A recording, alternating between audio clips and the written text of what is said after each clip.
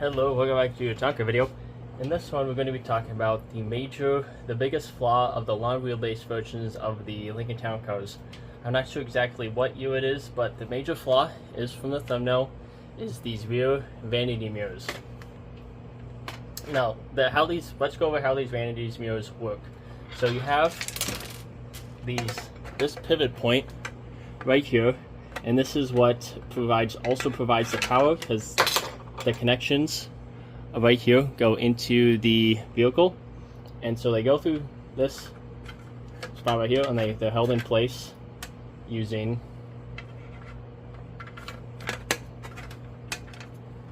a little grasps right here, and this is how it is held in place. Now when it closes, it sits like this. This pivot arm goes straight down, and it locks into this position. Now if you want to move it up, move the entire visor mirror, you can move it up, and this pivot arm rotates. Now this pivot arm is very tight. This isn't going anywhere. The sloppiness that you get is from this thing. This is the mirror assembly itself. Now Ford thought it was a really genius idea to hold, well, there's 4 screws. There's one here, one here, one here, and one up here. Now the 2 biggest points of stress is on the top right and top left. These screws, this is what they look like right here.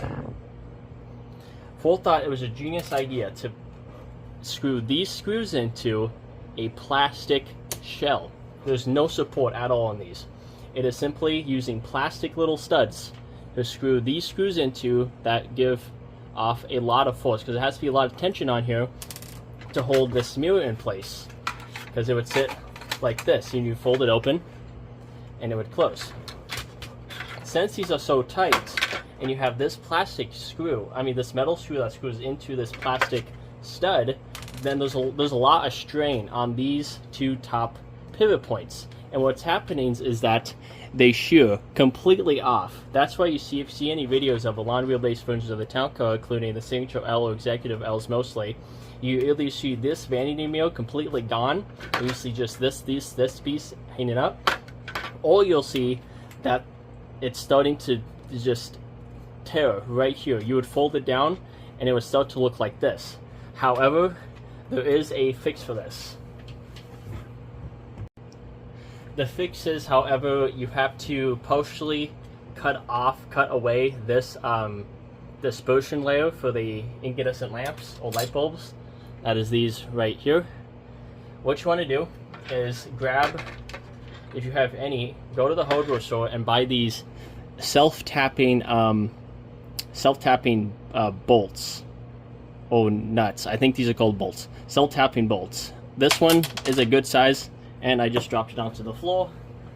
That one is a good size. So what you want to do is remove these old ones. Now, if it's broken in place, you're going to have to use a little bit of assistance. So, for example, get a flathead screwdriver, and with the vanity mirror slightly open in place as you're holding onto it from here, get one hand and start unscrewing it, and get the other flathead and start prying up right underneath where the screw sits, this plastic stud.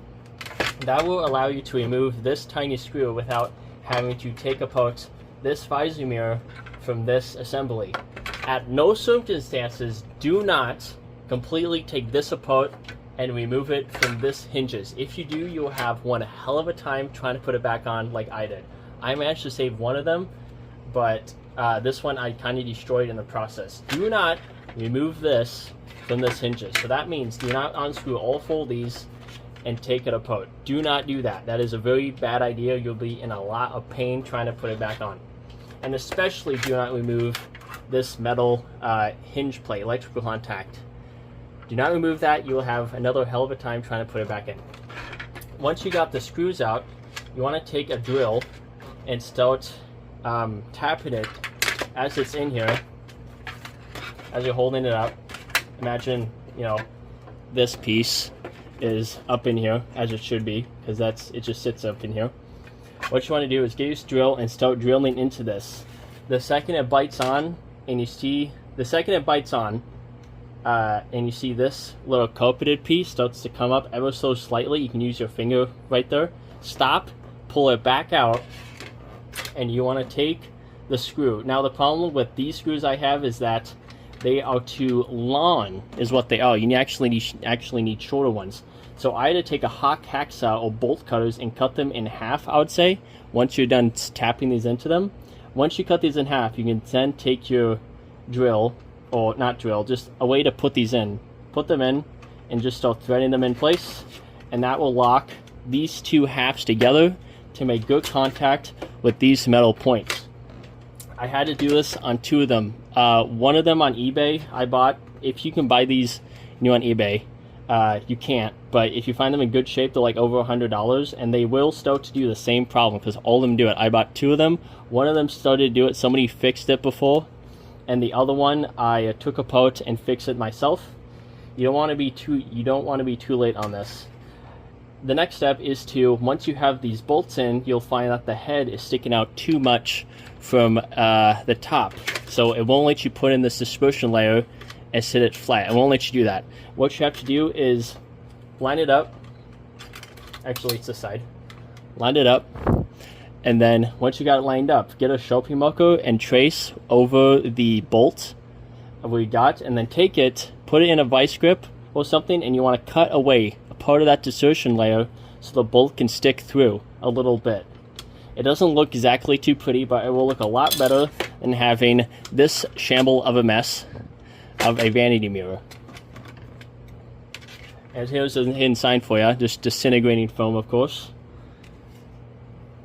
And these are the contact points for the hinge, as well as the electrical contacts.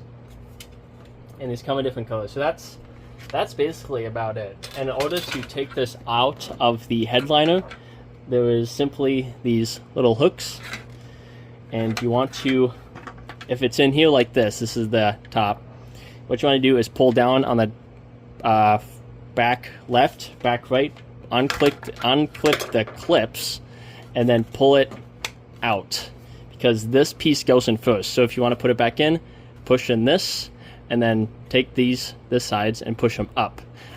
And your heel snap, and that'll allow you to snap them in place. And that's pretty much it for this video, and I'm keeping this simply for post just in case. But that is the worst, probably the worst thing on the long wheelbase versions of the Lincoln Town Cars. And thanks for watching.